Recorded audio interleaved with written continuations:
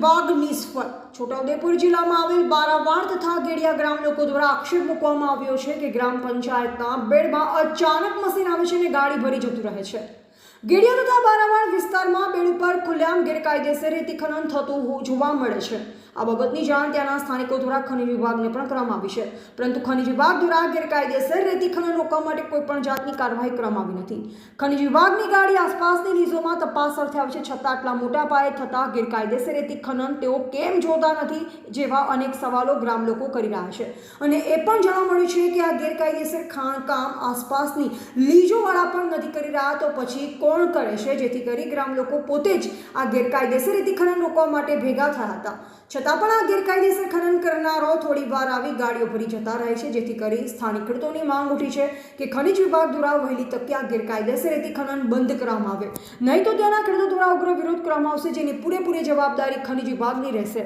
ટીવી18 news network સાથે reporter Zaheer Syed, Bodeli, Chhota Udepur. બોલો, ધોરસિંહ ગઢુ। શું થાય છે અહીંયા? અહીં રેતી ભરાય સાહેબ। કયું ગામ છે? બાળાવાર। કઈ રીતે ભરાય છે? કોઈને લીજ પાસ થઈ છે? ના ના, તો 2 નંબરમાં। કોણ કરે છે, કઈ ખબર છે? એ નહીં ખબર। હા, ખનીજની ગાડીઓ આવે પણ દેખીને જતી રહે ને, કોઈ ચકાસણી નહીં કરતા। શું નામ? ધોરસિંહભાઈ દલુ। હા, આ પિતાજી અહીંયા ચાલતું હતું તો અમે ગામમાંથી આવ્યા ને ચેક કરવા, તો એ લોકોને અમે જવાબ કર્યો કે અહીંયા શું કરો, તો કે અહીંયા જઈ રેતી સારી હોય ને તો અમને સાહેબ કીધું છે, એટલે અમે લોકો તપાસ કરી રેતી સારી એમાં માયપા વગર કોઈ તપાસ કર્યા વગર ભરાય ખરી, એવું એમને કીધું। કોણ હતા એ ભાઈ? એ હિતાજીવાળા જે જાતે શેઠિયા હતા, હા હા, એ શેઠિયાઓને આપણે સવાલ એવો કર્યો ને કે અહીંયા કેમ ભરો, તો કે અમને સાહેબ એવું કીધું કે જ્યાં રેતી સારી હોય ને ત્યાં ભરો, પછી ત્યાં અમે માપી આપીએ, એવી વાત થઈ। શું નામ તમારું? સુભાષભાઈ। ગામ ગેડિયા। ફરીથી બોલું છું। બોલો। ગામ ગેડિયા અને બારાવાડ ની હદ ઉપર બહારથી ઇટાજીઓ આવે છે, શેઠિયા આવે છે અને ગાડીઓ ભરે છે, બિન પરવાનગી વગર ભરે છે।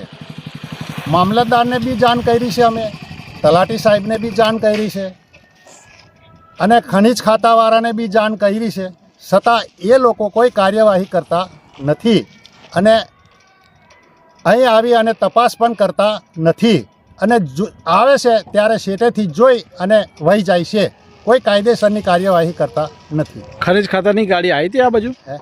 અહીં ફરજ છે, આવે જ છે, ફરજ છે, તો તપાસ કરી? એ લોકો તપાસ કરતા નથી, વહી જાય છે। શું નામ છે તમારું? ગણેશભાઈ ધાનકાભાઈ। શું માંગ છે તમારી? અમારે જે ગેડિયા પંચાયતની અંદર મશીન મુકાવવું જોઈએ નહીં અને રેતી ભરાવી જોઈએ નહીં, એ હવે અમારી માંગ છે। અમે ખેડૂતના દીકરા છીએ, અત્યારે અમારો માલ મરી જાય છે, પાણી ચાલતું નથી, એટલા લીધે અમારે આ લીજો બંધ થવી જોઈએ।